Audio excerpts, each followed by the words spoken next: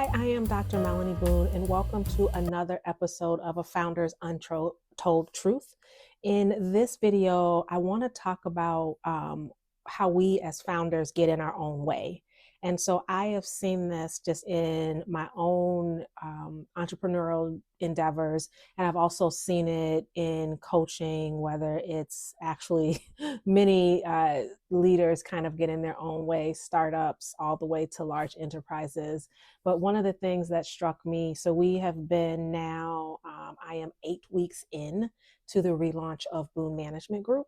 Boone Management Group, for those of you all who don't know or who this is your first time watching this video, Boone Management Group is a management consulting firm that integrates organizational health, leadership development, and then executive advisory and strategy to help really uncover like the root causes of issues and problems that organizations have and challenges. And then we not only help create the strategies or develop the team, but we also come in and help to ensure that execution occurs. And so we work side by side with the clients that we work with. So in this past 8 weeks, we have really accelerated our growth. So I tell clients all the time and prospects that we help accelerate growth. We are living that today. So one of the biggest things that I've, kind of seen even in myself right now is how I can sometimes get in my own way. So when you say get in your own way, what does that mean? Like that can show up in a lot of different ways for people. For me, what I am finding is, I have a lot of ideas. I have a lot of things just kind of flowing. My style is to just put it all out there and kind of see like what sticks, what works, what makes sense, what resonates with others. But what I'm learning is, and I see this, and it's so funny because I coach leaders on this all the time, but then it's kind of hard to coach yourself. But like sometimes you've got to call in people to help really take your vision and help to operationalize it. So what does that mean? I have been talking for the last couple of weeks with an amazing person who does storytelling, marketing, and PR. And I specifically reached out to her. I have worked with her in the past, but I had reached out to her about a press release because we wanted to kind of get everything out there and formally announce Boone Management Group. And she gave me what she called some unsolicited feedback, but what I call it is kind of like a little knock on the head to say, like, what you're doing is really good. However, it can be better.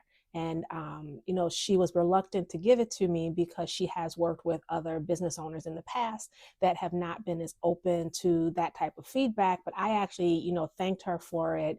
And really it all boils down to is I built Boone Management Group's new website and the content kind of in stages and evolutions, but then blended them together.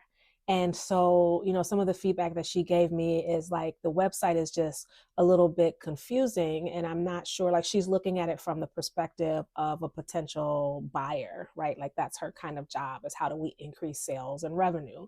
And from a buyer perspective, the website wasn't really talking to her in a way where she, one, understood what we were doing, because it was kind of like this mix. When I say integrated solutions, it really is this mix of three dynamic things that you don't typically see together, but they were positioned on the original website and they felt like three completely different things. And, like, what's the message? What are you selling? And those were some of the things that she gave us feedback around. And so I decided to retain her, right? So like when you talk about the things that get in your way, sometimes founders and business leaders will listen to the advice, but they don't necessarily hear it, right? Like they don't internalize it and try to get a better understanding of what this feedback means. And a lot of us, like we all love our babies, our businesses. You'll talk to 20 different people and they'll all say that they have this cutting edge new thing that's never been done before, that they are differentiated from their market, like all of these kinds of things. But sometimes you do have to take a step back or allow someone else to see it through someone else's eyes.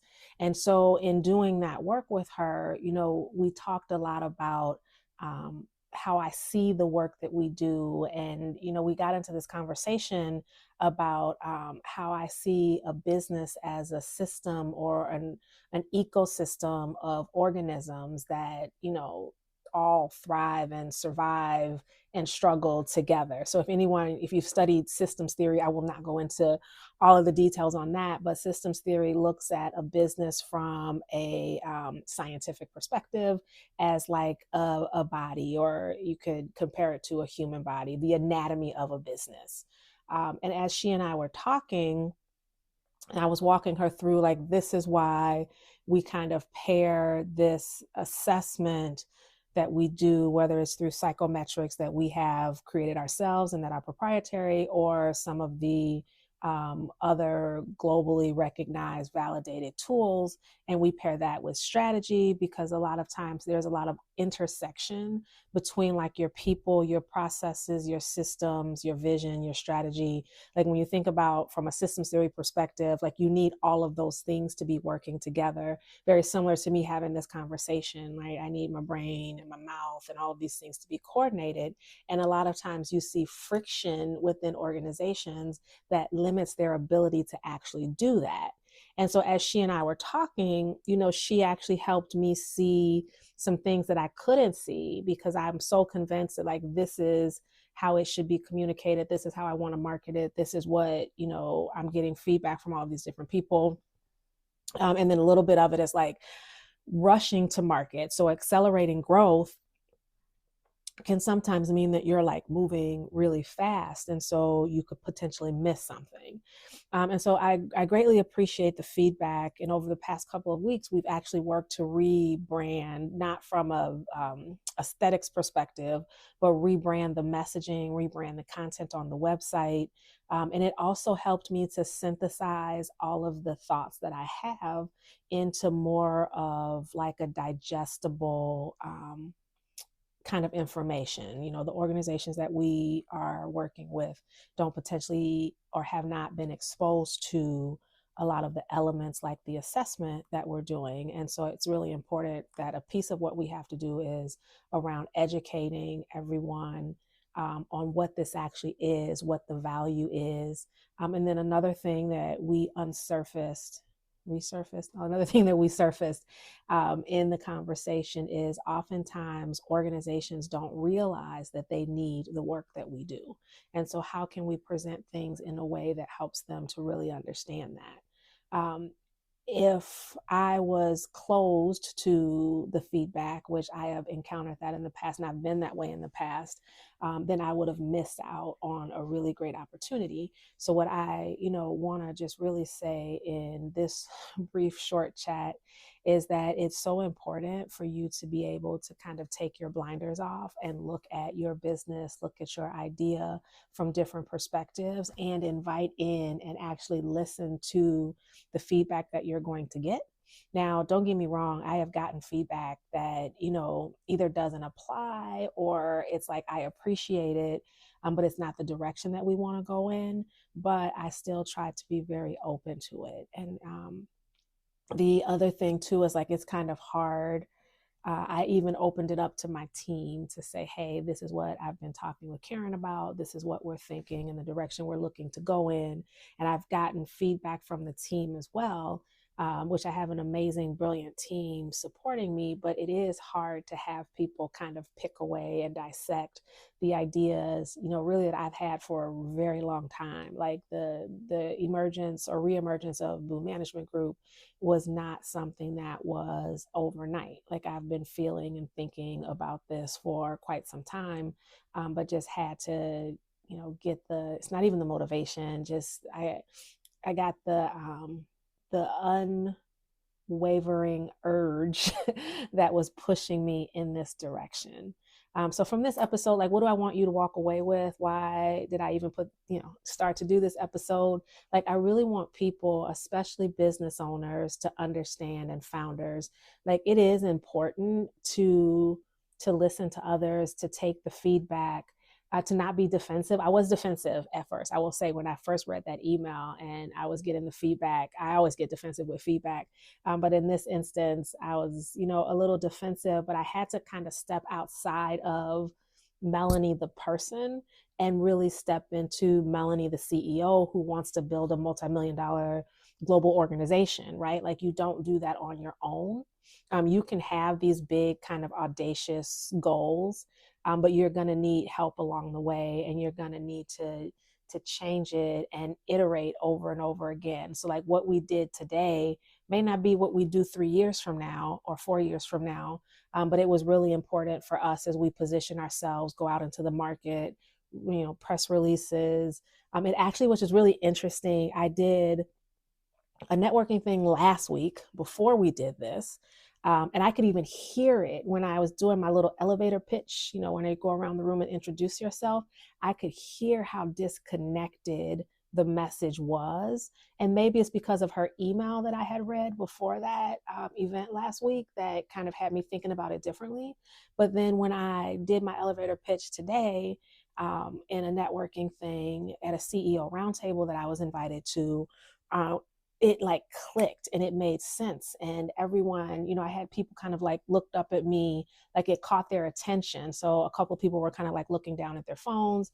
And the way I introduced it, people looked up and kind of looked at me to see where that was coming from, which I think is different. So I'm already seeing that the things that we're talking about and the changes that we're making are like resonating with the people who we wanted to, right? I was fortunate enough to be in a room with the types of people who could be my clients. And so just as there's so many things as a founder that I'm discovering, so many lessons that I am still like learning from the first few times I've had businesses. And it's really exciting to be able to kind of see all of these changes and how things are evolving. So in closing, I will not keep you all any longer, but really in closing, I just want to say, like, be open to listen to the feedback, be willing to make those changes, pull your team in. Like, you have a team for a reason.